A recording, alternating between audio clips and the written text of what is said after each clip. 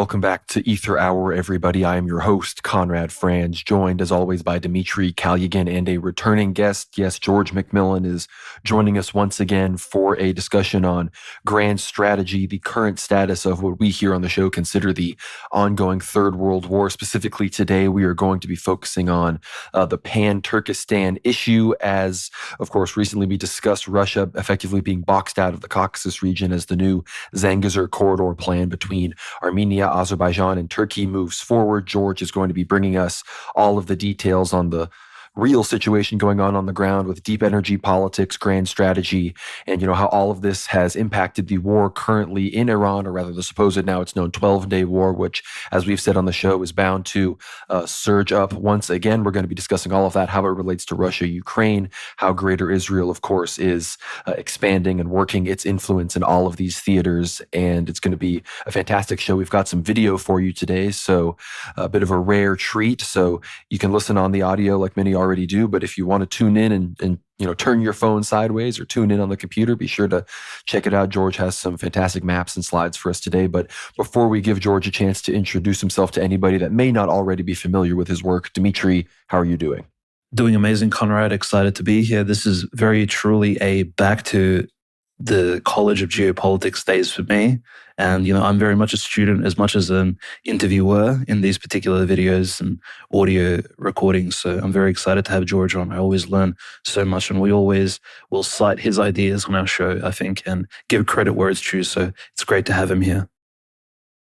So, yeah, George, just before we dive into this, very, very deep and important analysis that, as you said before, the Mockingbird media is not going to be telling people about, what is your background in geopolitical analysis? Where are you coming from when you're presenting this stuff to people? And then feel free to dive right in. Oh, I went, I have a dual concentration undergraduate degree from Rutgers. And then I got a triple concentration master's degree from St. John's in New York.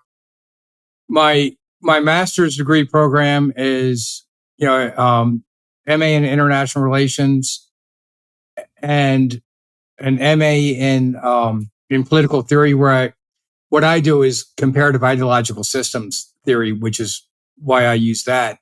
And then I went and continued on and got an MPA also. So I just stayed right there and just studied different concentrations to build my unified behavioral theory while I was doing a master's program, because that was when the idea hit me. And once you get an idea, you just got to run with it from where you are and start developing it. I can't stop and then go into a PhD program, and because then they're going to want you doing something totally different. And I could see how to laterally integrate all the disciplines. I'm going to be doing a series on that again this month. I've had the slide sets up forever. I did record some on my Unified Behavioral Theory website on YouTube back in December 2019, just to get some stuff basically copyrighted, time and date stamped. So I got that done. It's got like 50 views. Nobody looks at it. They don't. Why is this guy doing boring videos? They don't realize how groundbreaking is. Once you start to figure it out, you start to solve, the major longstanding issues in several different disciplines at a time. And then as you start to add different subfield theories, you find out that other people were working on this idea, and you just solve their problems in other fields also. So it's kind of sat there dormant. I need to move it ahead, but that's a separate issue. Once you start to understand how political government form theories interact with economic rates of change over demographic rates of change, and then how you get more developed countries have a higher economic growth over population growth, less developed countries tend to be the opposite of lower economic growth, higher population growth, then you start to realize that it's those wage labor, tight versus catastrophic wage labor proportions that determine what kind of government form and geopolitical form you get. That determines it more than, air quotes, the ostensible government form that you think that you have. I talked with on the Constantine Martinelli show, I think that is. We started to get into that, the political power theorists at one point. That's a lengthy discussion. Since that talks about the relationship of the different disciplines and the relationship with amongst themselves, how they're correlated, that meets the criteria of complexity theory, because you're talking about the overarching relationships of what the major elements are and how they're related. Yeah, let me put it that way. When you get into geopolitical theory, in my World Geostrategic Insights article, it's the first integrated geoeconomic, geostrategic, and targeting package model ever done. So again, I've been reading the grand strategies from Yale and Harvard, because my professors went to Ivy League schools. At Rutgers, that's how I got introduced to it. So I couldn't have done it without John Lewis Gaddis's work and Professor Hill and Paul Kennedy's work. But with my unified behavioral theory knowledge, I can do fully integrated. Plus, I've been working in Iraq and Afghanistan and different operation centers all over the place. So without those different experiences, I couldn't have made that more comprehensive model. So that's what that is. So we're going to get into a theater strategic level, and we'll get into the Caucasus and Central Asia. We'll explain that and also kind of zoom back out, because each one of these areas is part of the overall rimland versus heartland strategies. So right now we're talking about getting Brzezinski's plan of getting into Central Asia and dividing Russia and China. That was Kennan's original plan in his long telegram. So the viewers, this should behoove the viewers, the listeners, to go on Wikipedia and type in George Kennan long telegram, and then read about that, because that's the foundation of the strategies of containment that John Lewis Gaddis talks about in his landmark book, Strategies of Containment. So if people start to look these things up, they'll find out that the war in Ukraine and moving into the Middle East and Central Asia during the global war on terror, it's nothing to do about terrorism. It's all about the rimland versus heartland strategies. And what I was talking about in the Capital Cosm videos I did within the last month was the Iranian war has got nothing to do with nukes. It's all about the City of London going broke. And if the Bank of England goes broke, they can't, the whole derivatives market will start to unwind. Japan is already at 2.5 times GDP, debt to GDP ratio. The United States is 124% debt over GDP. And the European countries are about 95 to about 120, depending on which ones you're talking about. But they have tremendous welfare states, and they can't support them. So they need to take over the Caspian Sea area natural gas. And then you also have to have the pipeline routes, because LNG is it's 2 or 3 times the price by the time it gets delivered. Europe is just going to totally deindustrialize unless they can take over Iran, take over the Caspian Sea oil and gas fields. Let me move to that. They want to take over. Let me get back into it for a second. General Wesley Clark was talking about 7 countries in 5 years. Well, 3 of them were Libya, Sudan, and Somalia in Africa.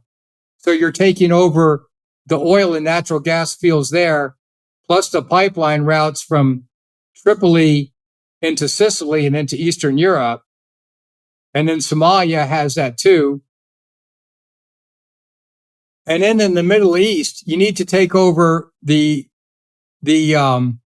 United States, or the maritime powers, United States and Britain, always controlled the maritime, riverine, and port checkpoints before, during the Cold War.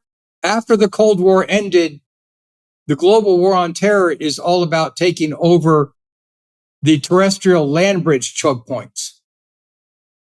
So when you get to the other 7 or 8 countries that General Wesley Clark was talking about in his 2007 campaign, just straight across, it's Lebanon, Syria, Iraq, Iran, and Afghanistan.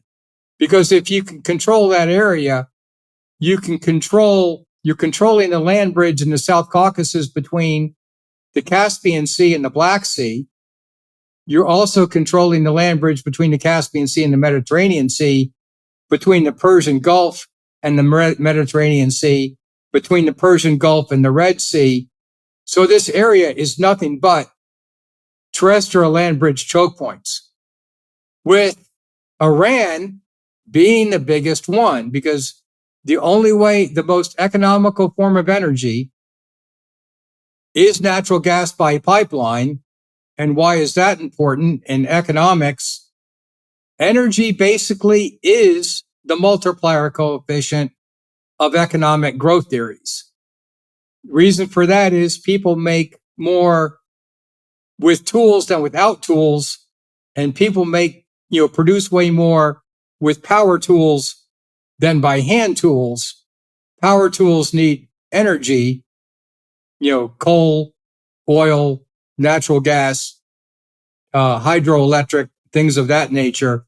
You make more of that. And here I'm talking about, ships, railways, cars, trucks.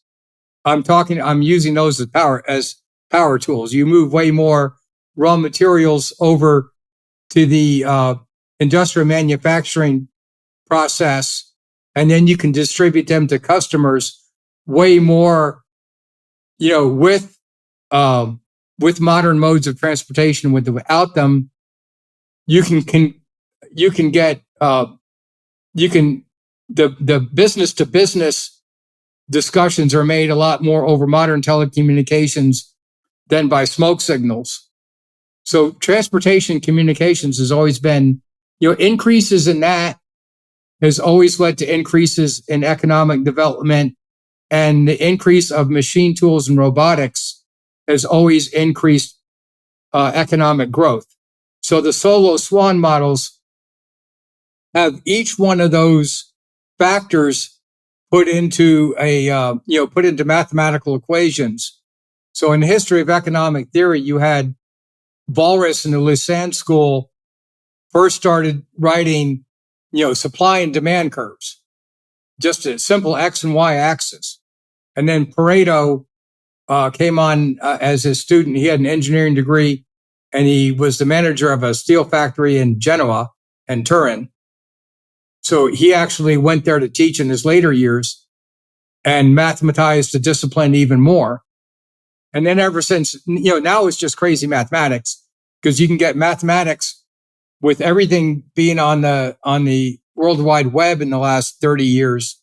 Now you can get real-time data correlated to the mathematics, and it makes, you got your mathematical theory and your data collection models are in real time now. So that's just a brief discussion on how that evolved over time. So when I do my integrated geoeconomic models, you're talking about the 3 commodities of energy, minerals, and agricultural commodities have to go through the manufacturing processes and then delivered to customers. The West has had the rimland strategy of controlling the European, the whole Eurasian rimland. Ever since the great explorers went around the Cape of Good Hope and started the spice trade to displace the overland logistical supply route of the Silk Road, this, overland logistical supply route versus versus the sea route has always been in contention. And ever since the Dutch East India Company formed, that was the integration of global finance with a shadow government working overseas on behalf of their parent government. So that's why the grand strategies has always existed in the area of global finance, not government. So global finance has always been the initiator of the world grand strategies that then interacts with the government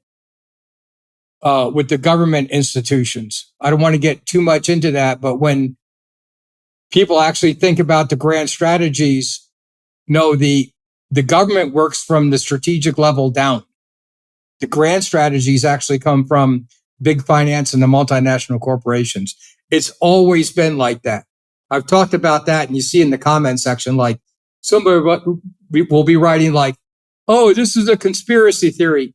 No, they need to start watching videos on the Dutch East India companies and the British East India companies and watch how this evolved, and then watch videos on Mahan, Mackinder, Spikeman, and then start reading George Kennan, John Lewis Gaddis' Strategies of Containment.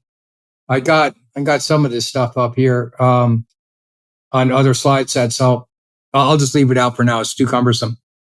But if people read the RAND 2019 plans of overextending Russia and extending Russia competing from advantageous ground, people can just download those things. I already have. Brian Berletic on his show has been going over that literature for since the war started. He covers that exclusively, And so that's where these strategic plans come from. yeah, and this is extremely important because it's not just geoeconomics which is key here. It's the fact that these think tanks, right, and of course the sort of, so to speak, globalist economic puppet masters abroad, they pay very close attention to the ethnic makeups of regions which they seek to manipulate.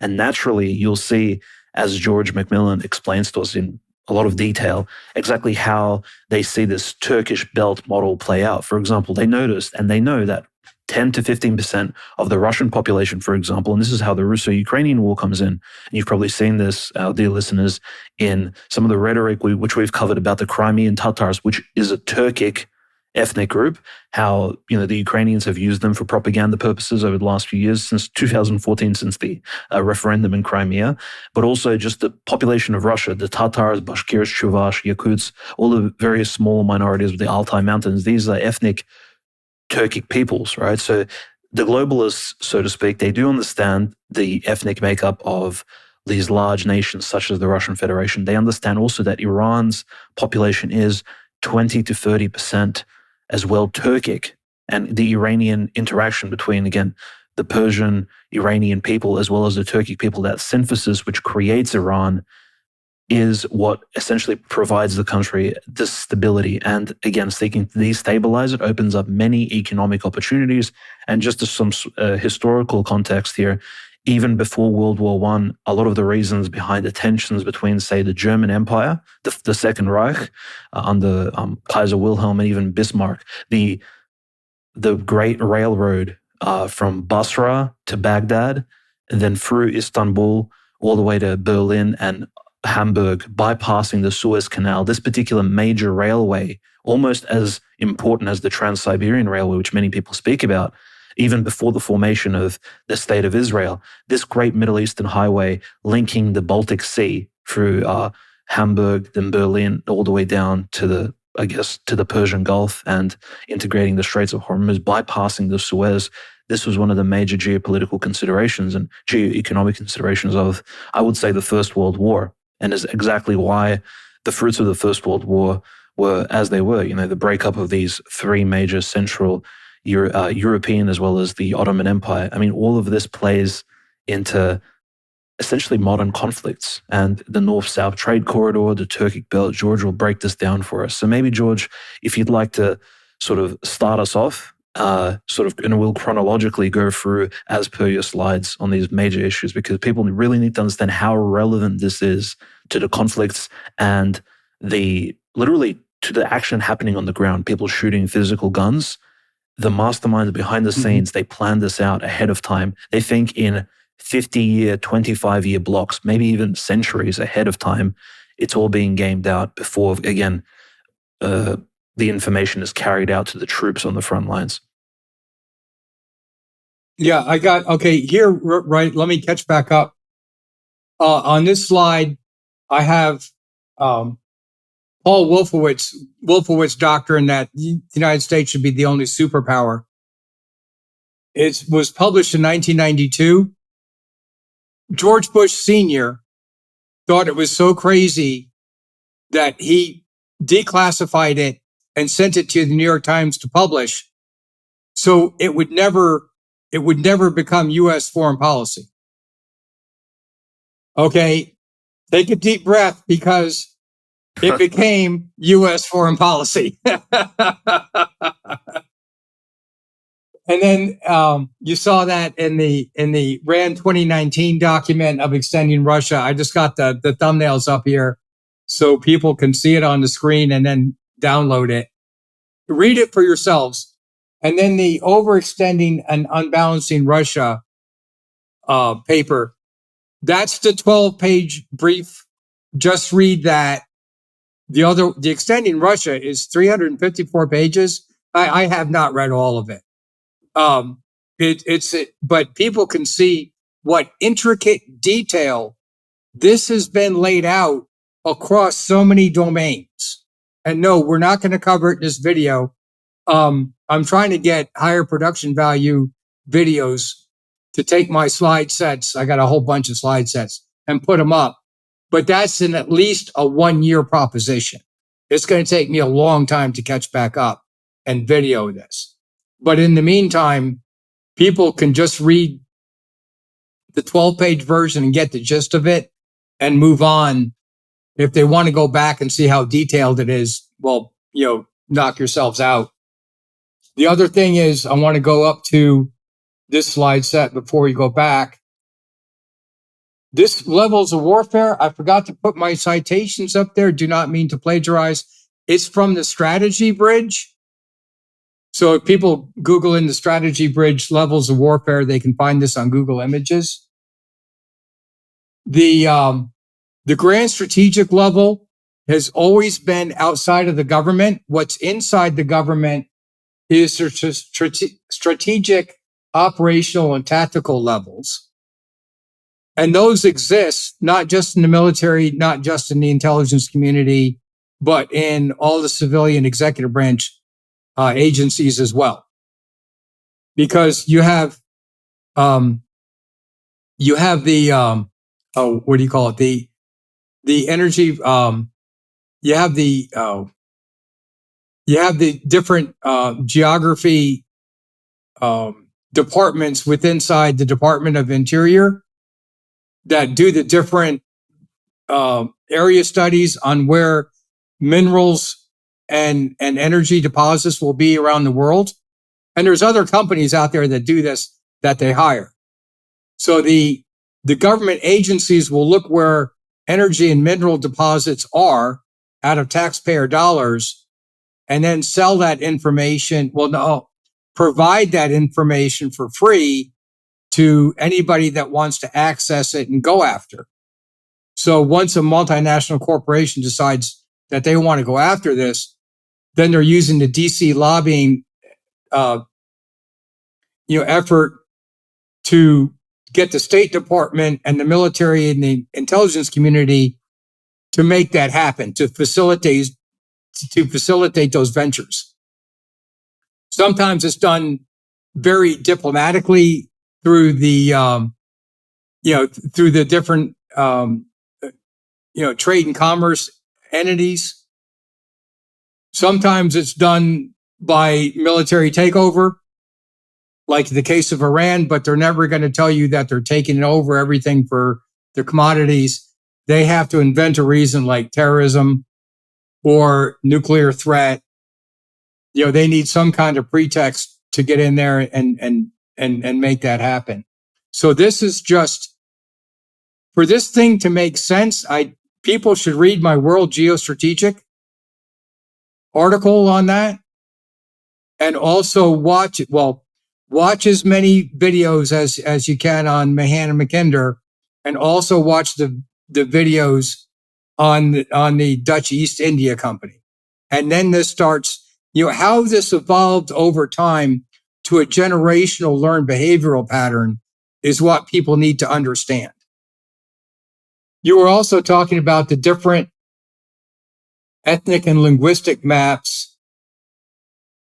If people go and watch Breaking Apart Russia on the Unheard YouTube channel,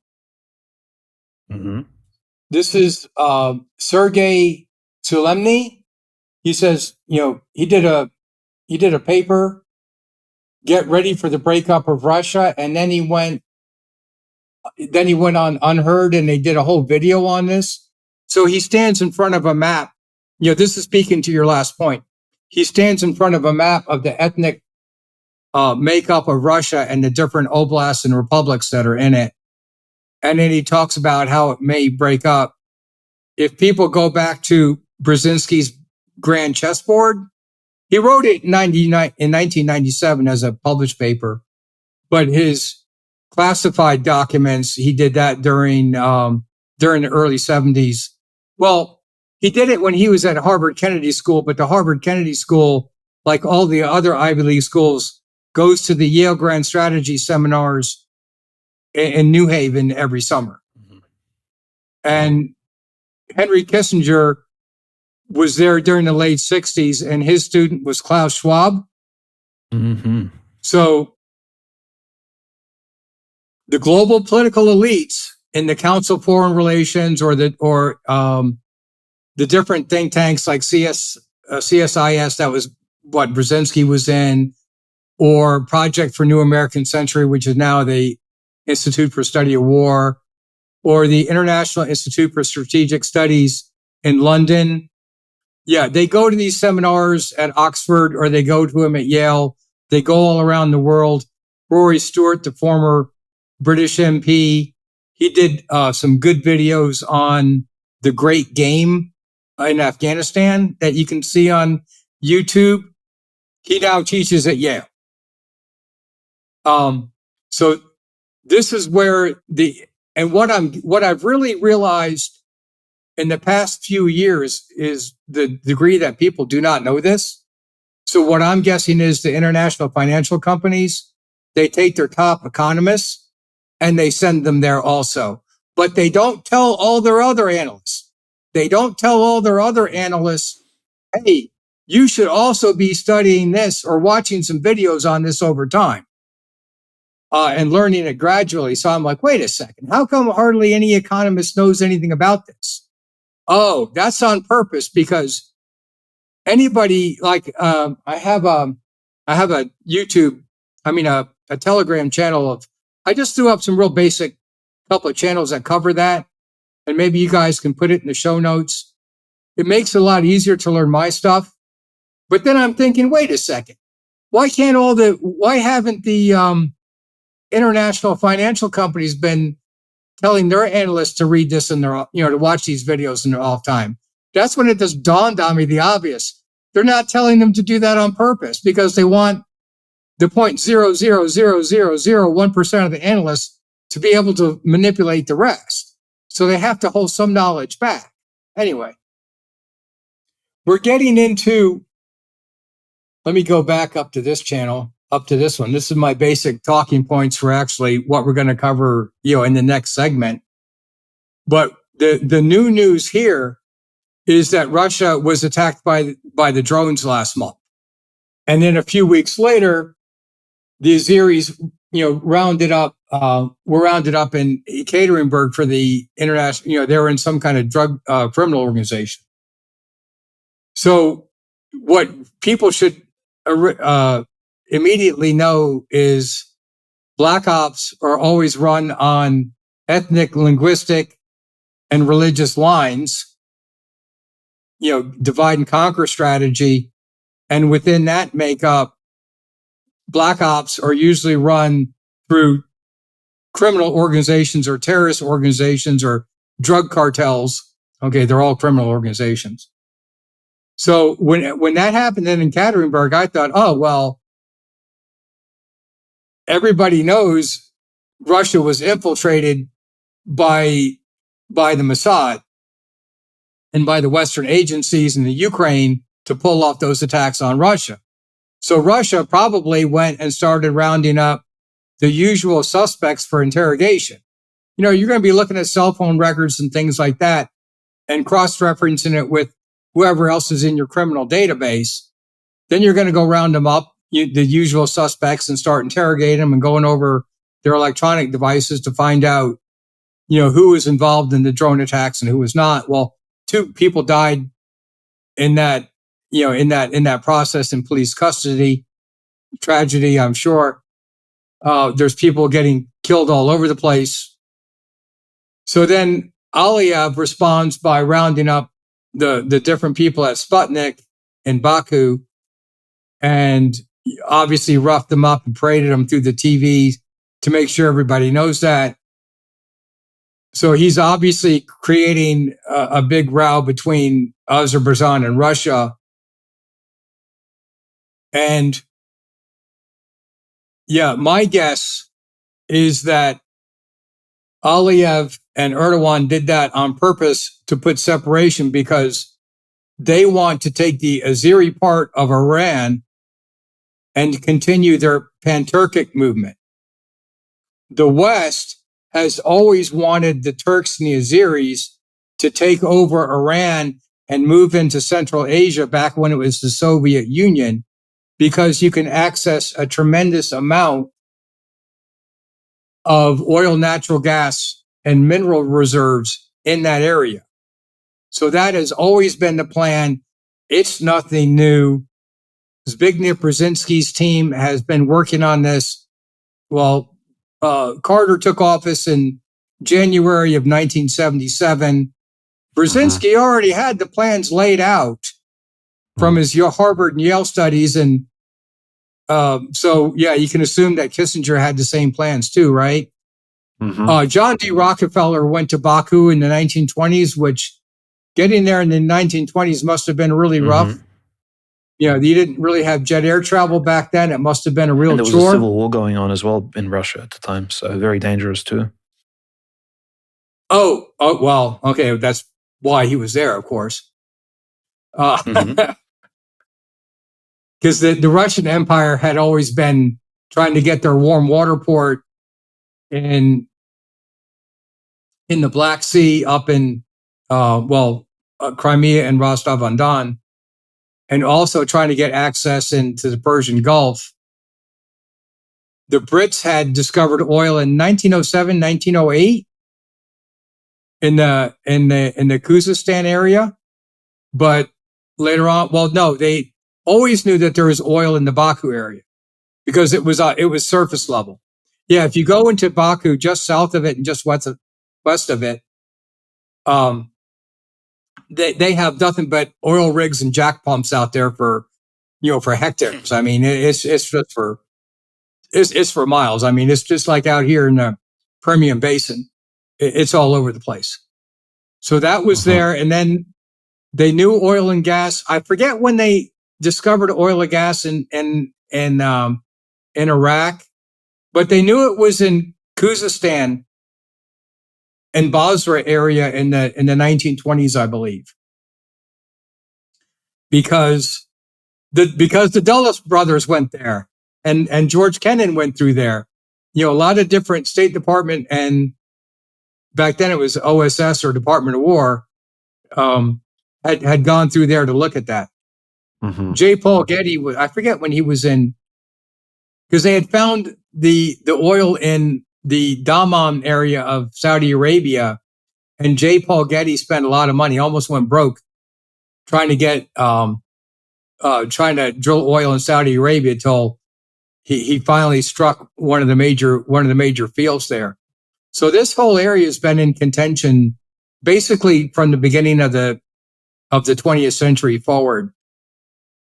So in my sea power versus land power dichotomy, the way that lends itself to chaos theory is you're looking at if the fundamental commodities are energy, minerals, and agricultural commodities, you need a way of getting it there. So then you're looking at logistical supply route strategies. So then you're back to the choke points of maritime, riverine, port, and terrestrial land bridge choke points. Because you can only send stuff by sea, land, or air, right? So you're integrating, and then you have to have cooperation between countries.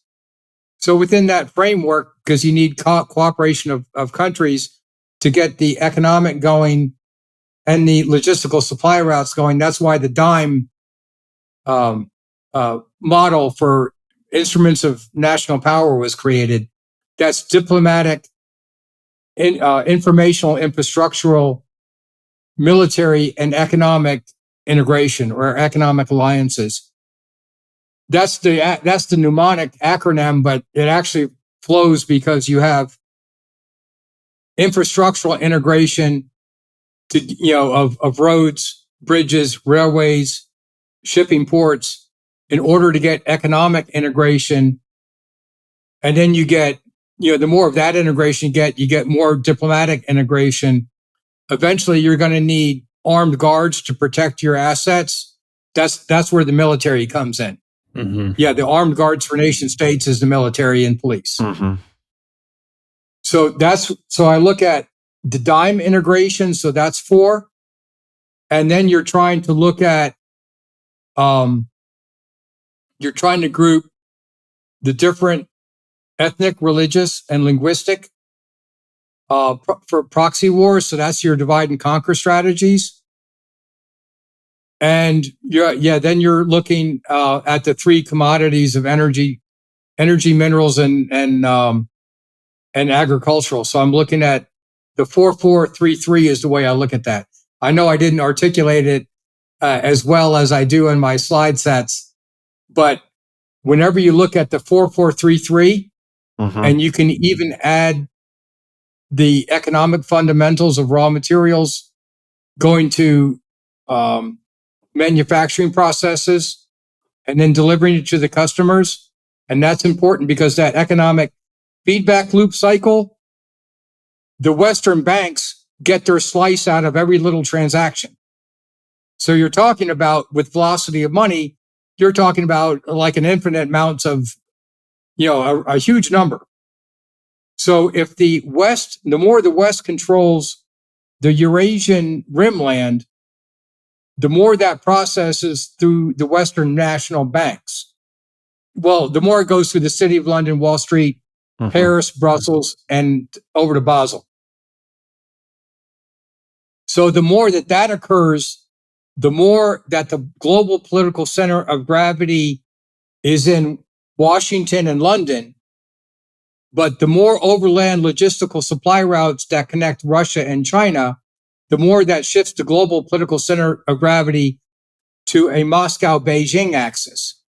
Yes, Now, and that feeds into what you've been talking about with all of these international organizations being the sort of new, between BRICS and the SCO, as you were talking about before, being this main umbrella organization. That's what we're seeing right now. We just saw the BRICS summit in South America. Obviously, Putin and Xi were not present, but they sent their representatives. The premier of China was there. Sergei Lavrov was there. But as we're looking at all of these maps, George, obviously we're looking at, the heartland of sort of the world island. We're looking at the place where Eurasia, Africa all link up together.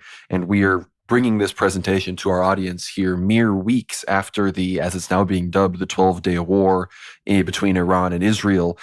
And it seems to me that what you're implying is that was not actually, like you said, about nuclear weapons or anything, but was about what was really going on in this situation. And I remember one of the big reports that came out was that obviously the Iranian Majlis voted to close the Persian Gulf and the Straits of Hormuz, but it appears that China apparently was against that. But based on what you've been telling us, it seems that that likely will no longer be the reality in the future when this conflict inevitably flares up again. Yeah.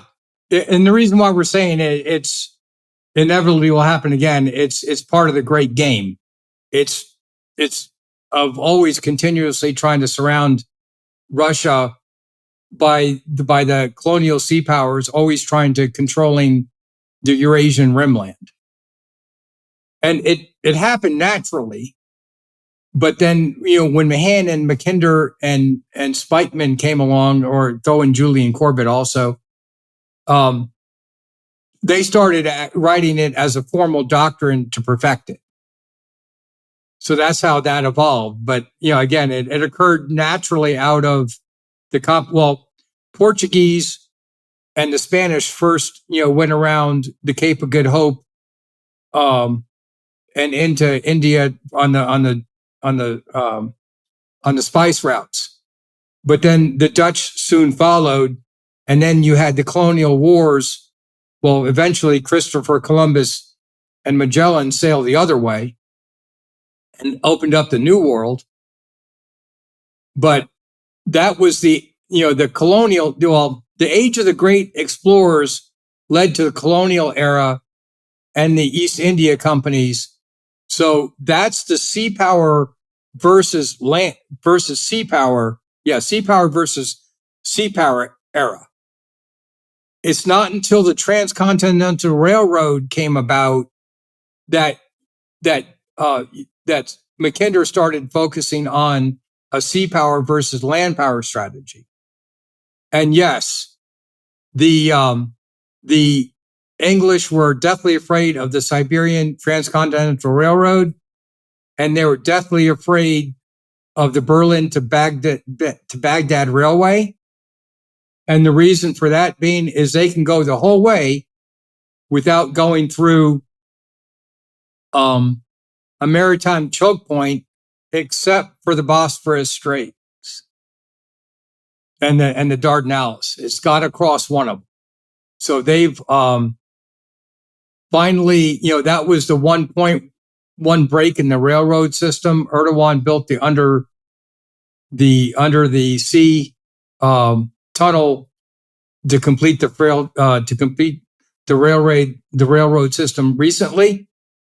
But yeah, Lawrence of Arabia and that whole faction was in there to disrupt that overland logistical supply route, because it didn't stop in Baghdad. It went all the way to Al-Fa. And Al-Fa is down in Basra on the Shatt al-Arab, where Basra, Iraq meets Khuzestan, Iran. And that's an Shia Arab area on both sides of the border. But it could get all of that oil, throw it on tanker cars, and take it all the way back to Berlin. The idea was I guess they were going to try to build a bridge across the Straits of Bosphorus Straits or Dardanelles and take it all the way to Berlin. Through the Balkans. So that's, again, the Brits are always in there trying to foment the Balkan wars, and always, they were in Crimea War in 1840s, 1850s. And, the reason being, they're always trying to take over, whatever river. Well, there it's rivers. It's the Danube River Valley they're trying to control. It's the Dnieper, the Dniester, and the Dan River that they're trying to control. And the Bosphorus and Dardanelles Straits. So it's always controlling the different seaborne choke points, or waterborne, I should say. I think the Navy guys call it blue water operations versus brown water operations. And then you need the Marines to control the Landbridge choke points. So that's why the Navy is set up that way. It's always been like that way. Because, it's funny when somebody would be like, oh, you're a conspiracy theorist. Well, no, they just don't understand how this stuff came about. and why our military is set up the way it is. So let's get, there's a whole bunch, the timing of the Israeli strike on Iran is troubling. There's no shortages of videos and articles out there about people, well, all the montages of Bibi Netanyahu saying Iran is going to get a nuclear weapon within a year. And he says that every year since the 1990s. So yeah, it was a joke. I was on doing some videos a couple months ago or last month saying, yeah, just before the B-2 bomber, struck Natanz and Verdau, the guy must have been screwing the last bolts together, right? I mean, it's kind of the boy cried wolf too many times. Just briefly, George. So anyway, before we move on to Israel, Iran, I did want to mention that important land bridge connection. You mentioned that Turkic belt, which I think many people underappreciate. It falls, so to speak, under the radar, really. But very importantly, there are many of the Christian prophecies which we mentioned that discuss a future geopolitical, at least as it sounds, conflict between Russia and Turkey in the future over, it seems like the pretexts are not really given in these oral and verbal sayings of the saints, at least in the Christian Orthodox Church. But there does seem to be sort of growing tension between the Russians and these primary sort of Turkic hawkish powers. Now it looks like it's Azerbaijan and Turkey. I sort of wanted to get your thoughts on the recent Turkish expansion in northern Syria and this sort of reintegration between Azerbaijan and Turkey, because Azerbaijan is an interesting, southern Caucasus partner to Turkey because they've never been technically under Ottoman rule in the first place. They were always essentially the subsidiary of Persia, Iran, but they are, of course, a Turkic nation. So it may be this first time in history integration between like mainland primetime Turkey and Azerbaijan. And that's sort of what we're seeing now and how this can potentially agitate Russia. I mean, people don't appreciate the scale and scope of what we may be seeing here, sort of south of the Black Sea, just to the west of the Caspian Sea. What is it forming? And again, this involves, the Middle East, and naturally, Azerbaijan and Israel being allies, Iran comes directly into this. So if you could comment on that, George, because this is crucial information. Yeah, I'll put this map up there. Mm-hmm. I probably got other maps, but this is a long slide set. The conversation style, it goes all over the place, so I got to click around a little bit. But this is the map of Iran, and the area in the Tabriz area, the bluish purplish areas, those are the Azeri areas. So the darker the blue, the more Azeri it is. So that goes from Azerbaijan to what they call South Azerbaijan, which is northern Iran, but it also goes around the rimland of the southern Caspian Sea area. So the Pan-Turkic movement was always about getting Turkey, the Anatolian Peninsula is Turkey, so people understand that, to also control or also integrate with the Azeris. So they've always wanted to do that. Erdogan and Aliyev say one nation, two countries. That's their saying. And they've always had an eye on taking over the Azeri areas of Iran, which would be where a lot of oil and gas fields are, but most importantly, the pathway to the Turkic-speaking countries of Turkmenistan, Uzbekistan, and Kazakhstan, and Kyrgyzstan, and into Xinjiang province of China. I got that on other maps. But for right now, people need to know what the blockages are. It's the Orthodox Christian country of Georgia and Armenia are in the way of that. And Iran. So what I got my X account shut down for was talking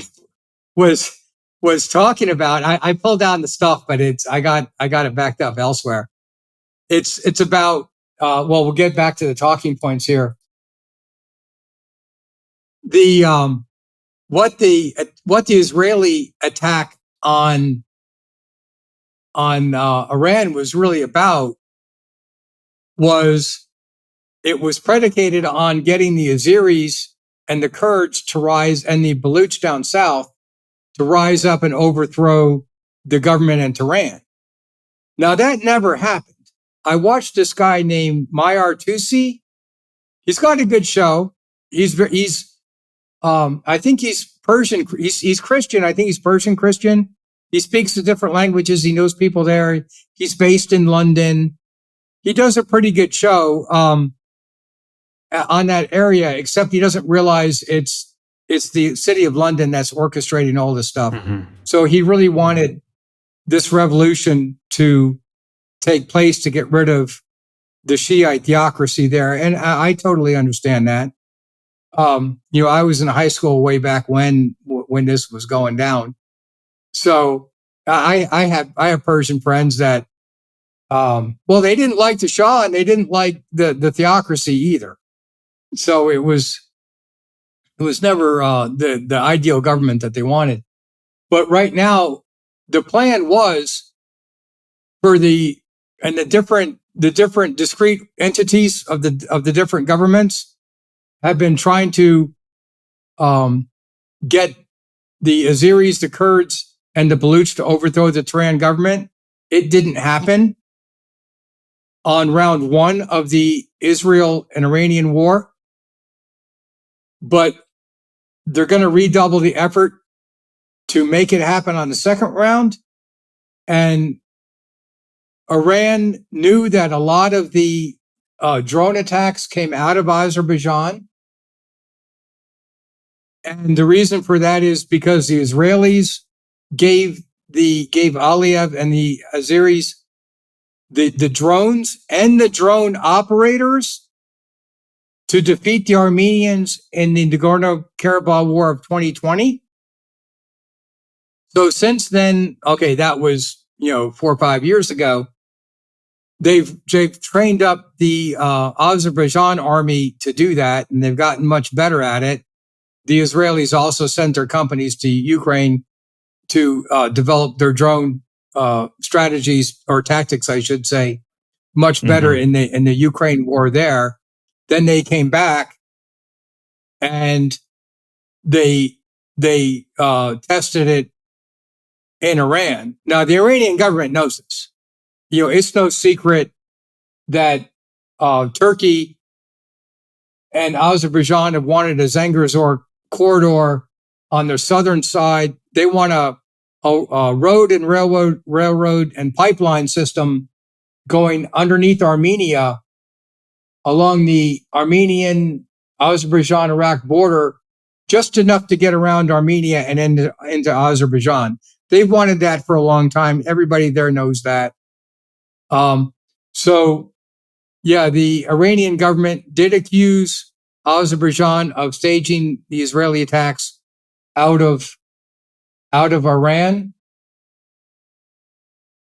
Out of Western Azerbaijan.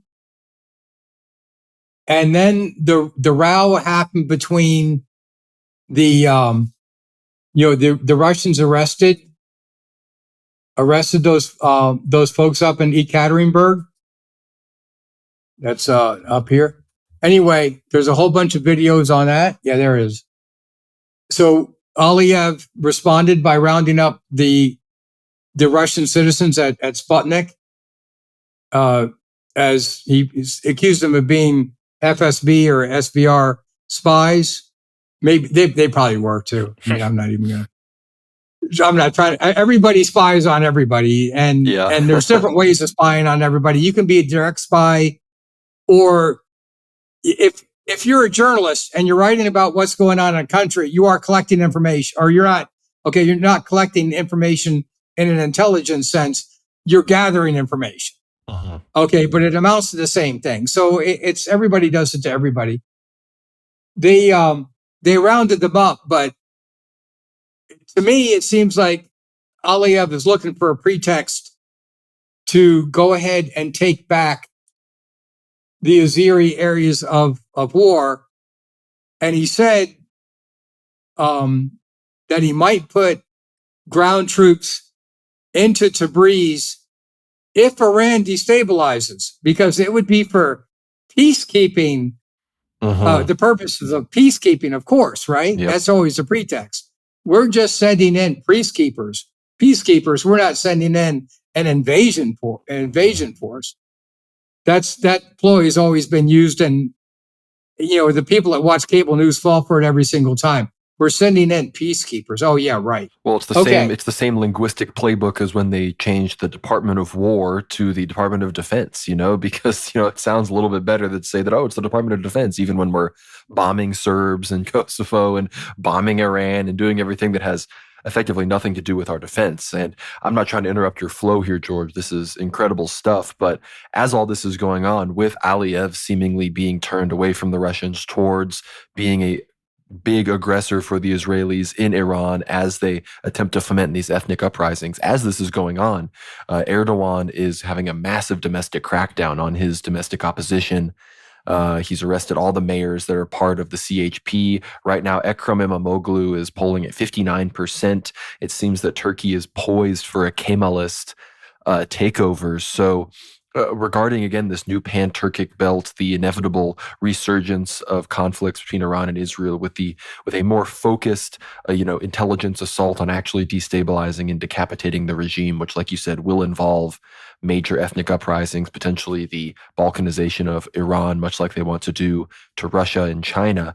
But what do you think Erdogan's role in all of this is going to be? Obviously, the Turks are facilitating the creation of the Zangezur corridor, train and pipeline, and military supply routes. But at the same time, these Kemalists about to take over, we know that if Erdogan falls and these more pro-Western groups rise up, that Turkey will be even more of a tool for NATO, even more of a tool for the West in the city of London. And Erdogan, despite obviously having his own sort of neo-Ottoman interests, he sort of wants to play the West and Russia and Iran and everyone against each other, even if ultimately most of his talk, for example, against Israel is all talk with nothing to back it up, considering we still see Azeri and Turkish trade continuing effectively uninterrupted to Israel. So my question to you, George, is where do you see Erdogan factoring into all of this? And is his potential political fall something that would expedite, I think it would, this plan to fully destroy Iran with Azerbaijan as a major key, and then to move on to Russia afterwards?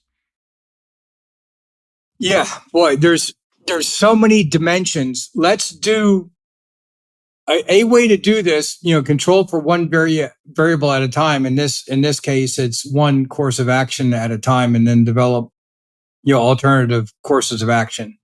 Following military decision-making process protocols, right?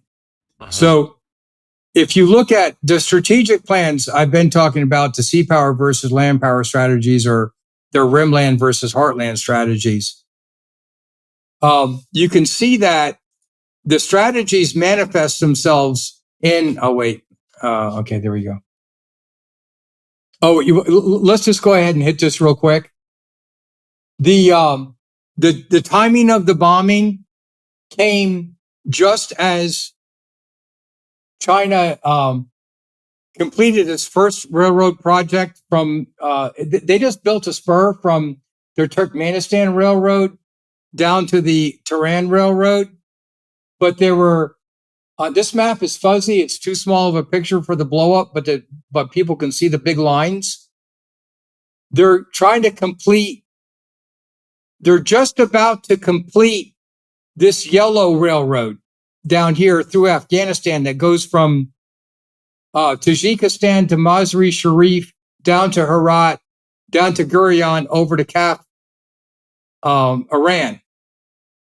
Kaki, of all people, wrote about that railroad. Last year, it was about 83 kilometers from getting finished. So it's probably very near complete. And then all of a sudden, let me switch over. Yeah, here's a better picture of the map. I wanted people to see the previous map was a bigger picture. This is tighter. So it's this blue section here that they're just about to complete that crosses the border. And so it's funny timing that all of a sudden they had to strike Iran right now because they're just about to finish the bomb? Or is it just because they're about to finish the railroad? Okay. They finished one railroad, they finished two. What's the importance of that? Well, if China has two railroads going to Iran, then they don't need the Strait of Hormuz anymore. They don't need the Strait of Malacca anymore. They can send all of their stuff over land. And I was looking at one of the videos I did, and somebody wrote it was actually somebody else's. They said, there's no way you can send that volume over one railroad. Well, okay. There's a lot of problems with that statement. For one thing, it's not one railroad, it's two railroads. And three, they don't need to take the railroad all the way back to Beijing. They just have to take it to the refineries in Turkmenistan and Uzbekistan. I think there's two refineries in Turkmenistan. This is back in 2021. I haven't looked to see if it's updated, but there's two refineries in Uzbekistan and two in Turkmenistan, three in Uzbekistan. And then there's more in Kazakhstan. There's none in Tajikistan right now, but they just have to take them to the refineries and then put the products either on the railroad car back to China, or just put the crude oil into the existing pipeline and then go back and do another train run. So if they just go up to Turkmenistan, dump the crude oil into the pipeline that goes back to Urumqi and Xinjiang province, well, they don't have to take the train all the way back and forth. They just have to go back and forth between Iran and Turkmenistan. So that's not a big distance. So if you did that, and then you're also using the second railway through on the Afghanistan side, well, then that's two ways to get into Xinjiang province with a lot of volume. And then, making more tanker cars and more trains is a lot faster than building a pipeline. So if the Straits of Hormuz were cut down, it wouldn't affect China as much as it would totally debilitate the Philippines, Taiwan, South Korea, and Japan from getting their energy. So yeah, let me zoom back out let me zoom in over to this other, I know this map is fuzzy, but on this railway route over here, that's going along the Iran, Pakistan border through Baluchistan, it goes down to Chabahar port. And that railway, it's finished from Zahedan here down to Kash, which is about there where my cursor is, if people can follow that. It was about a year and a half ago, it was down that far. So all they had to complete was just the last half of it from Kash, Afghanistan, all the way down to Chabahar port. And then that way was done. Okay, significance of that is China wouldn't have to go through the Straits of Malacca anymore. Chabahar port is a deep water port. Big ocean going ships can go in there, offload their cargo, whether it be container ships or crude oil, and send it all the way back to China without going through the Strait of Hormuz. So they can get anything from the Persian Gulf and drop it off there, or anything from any other part of the Arabian Peninsula or Africa and drop it off there and not go through the Strait of Hormuz. So they're just about to finish that. And that same railroad section also completes the international north-south trade corridor between Russia, Iran, and Chabahar port to go to India and bypass Pakistan. All right. They have a railroad going through Kazakhstan, Turkmenistan, and Uzbekistan and Turkmenistan on the east side of the Caspian. And they got railroads that just went through last couple of years through Azerbaijan into Iran. So what this row with Azerbaijan is with Russia is it looks like Aliyev wants to shut down that Western Railroad section. Mm-hmm. So how they're going to use this now, this game gets so complicated because of the politics inside Turkey that's occurring because they got massive inflation there, and they have a big Kurdish region and they have political problems there. They're trying to get the Ottoman Empire, the southern portion back into Syria. My guess is the Sunni Turks want to align with the Sunni Arabs and put pressure on Shia Iran from the western side going east, because the Shia Arab area in Iraq is basically from just above Baghdad and east all the way to the south. Then the west out in Anbar and up in Diyala and up in Nineveh province.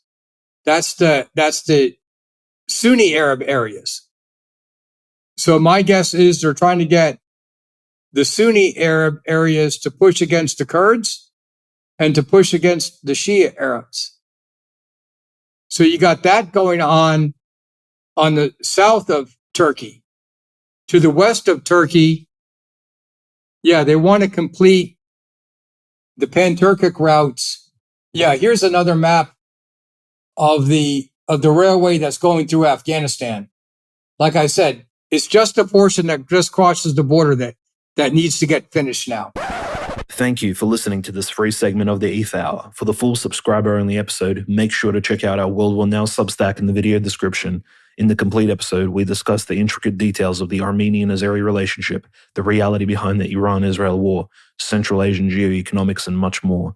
When you subscribe to the Substack, you also get access to 80-plus premium episodes, as well as exclusive articles and book chapters. We again thank you for your support.